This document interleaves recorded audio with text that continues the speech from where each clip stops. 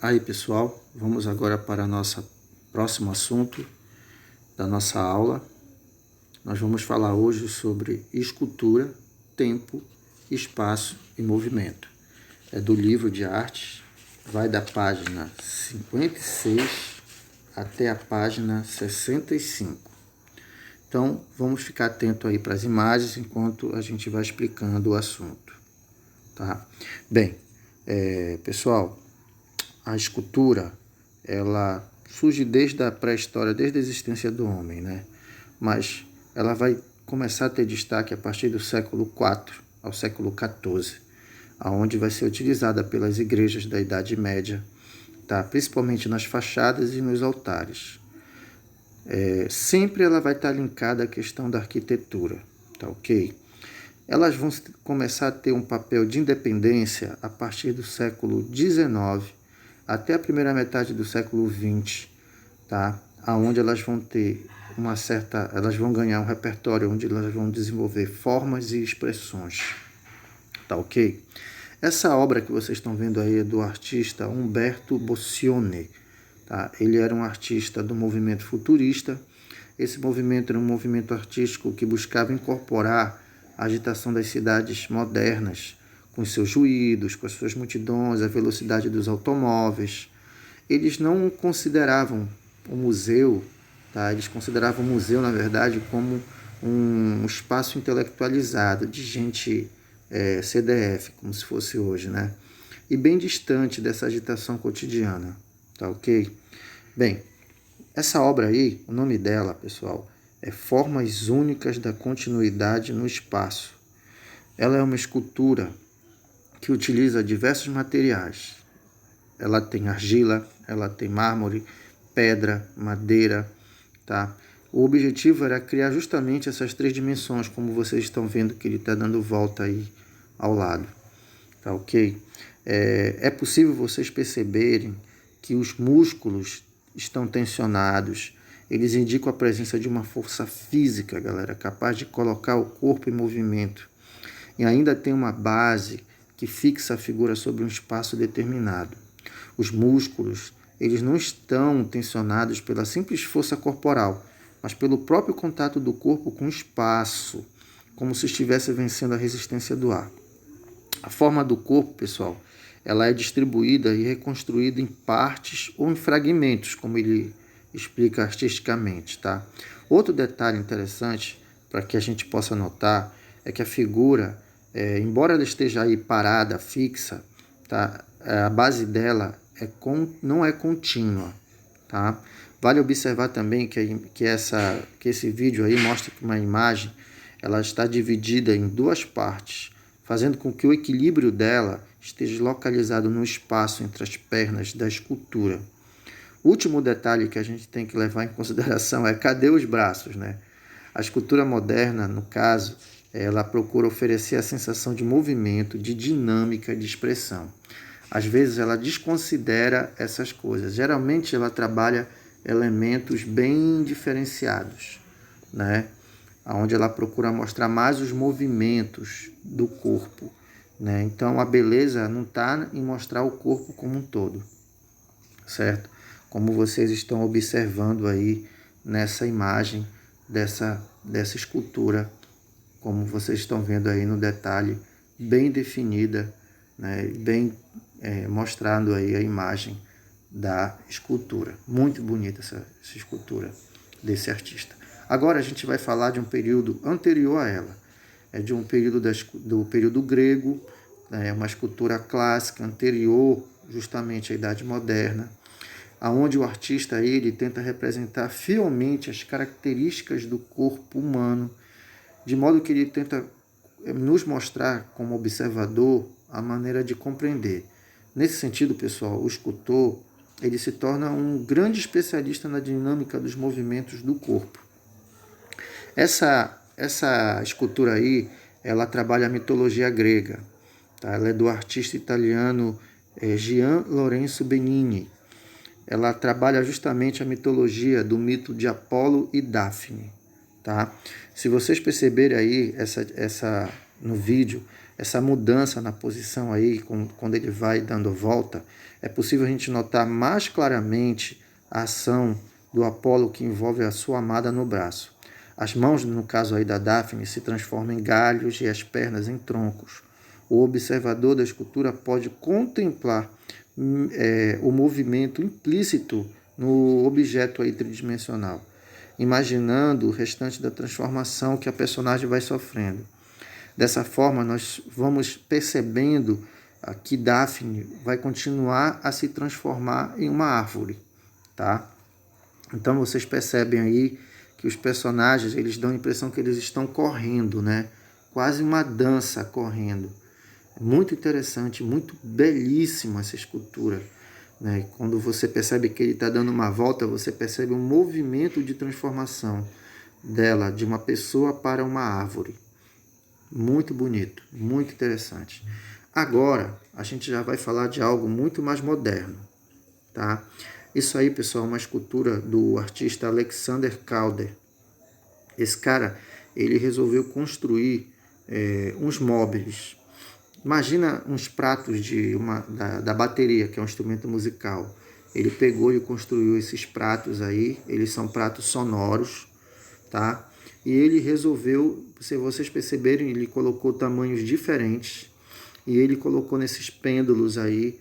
E ele resolveu colocar no espaço das galerias aí dessa galeria de arte, onde ele vai querer interagir com o local, tá?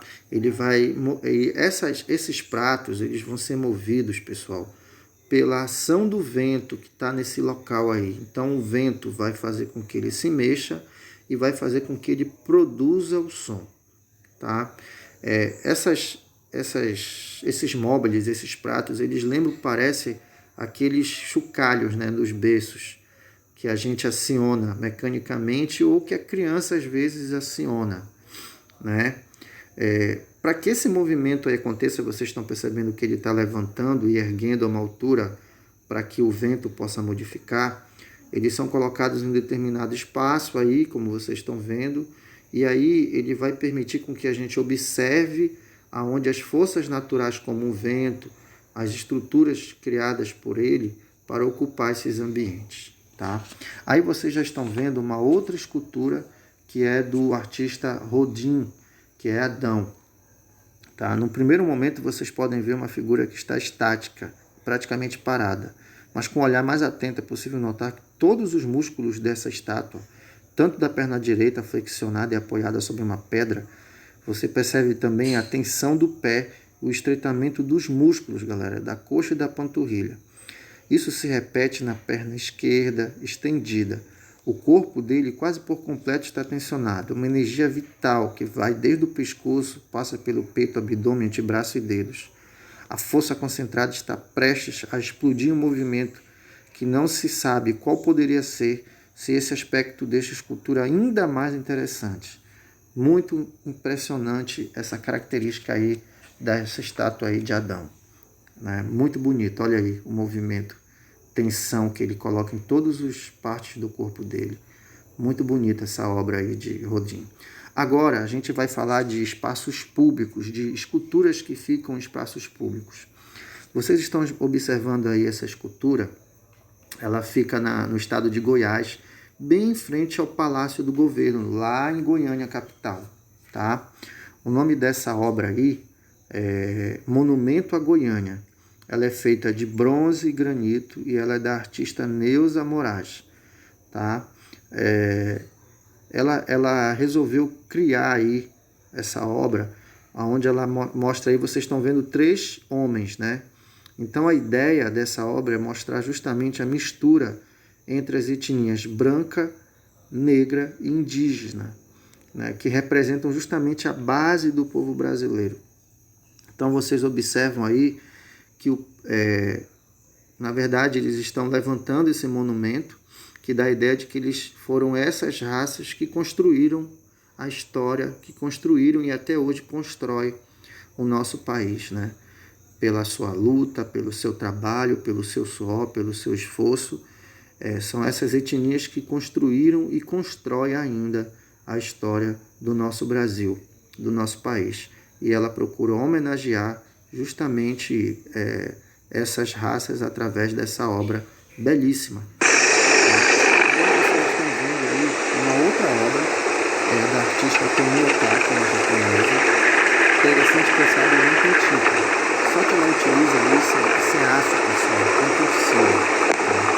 Ela fez essa obra aí pedida por esse hotel. Esse hotel da fachada do hotel da Espinhada lá do Brasil. Essa obra aí não é dessa não, ela simplesmente faz radiação não. Mas fica bem em frente esse hotel chamando a atenção aí, lá em Brasília, é muito belíssimo. E aí, para finalizar, a gente vai falar do monumento à cabanagem. Se vocês perceberem o monumento à cabanagem, olha, vocês vão perceber essa rampa e lá embaixo tem um detalhe como se tivesse caído. Vocês vão ver numa outra imagem de longe essa imagem, tá? Tá mostrando vários anos. Tá aí, olha, a parte que está caído lá embaixo. Como se desse ideia que a história que tivesse sido feita, ela foi, olha, lá embaixo a peça, ó, ela foi praticamente parada, né? Então a história da cabanagem, ela fala do período das revoltas que aconteceram pela independência. O estado do Pará foi o único estado que foi o último a aderir à independência do Brasil, mas que houve essa revolta dos cabanos lá em Barcarena, que chegou em Belém. Eles tomaram o poder, ficaram durante 5 anos, mas não resistiram à força, né, da coroa brasileira. Então, devido a isso, houve mais de 60 mil mortes durante esse conflito. Não sei se vocês já pararam, tem uma estrela lá na bandeira brasileira, bem em cima da faixa, aquela estrela do nosso estado. Por que ela está ali? Porque foi o único estado que aderiu à independência, mas foi de maneira sangrenta, certo? Então, tá aí, pessoal, o nosso assunto, tá explicado bem direitinho para vocês, bem de maneira didática. E aí vamos verificar as atividades que nós vamos fazer. Bem, vocês vão escrever no caderno e responder as seguintes questões. Página 57, vocês vão fazer a questão 1, 2 e 3 no caderno. Página 63, também as questões 1, 2 e 3.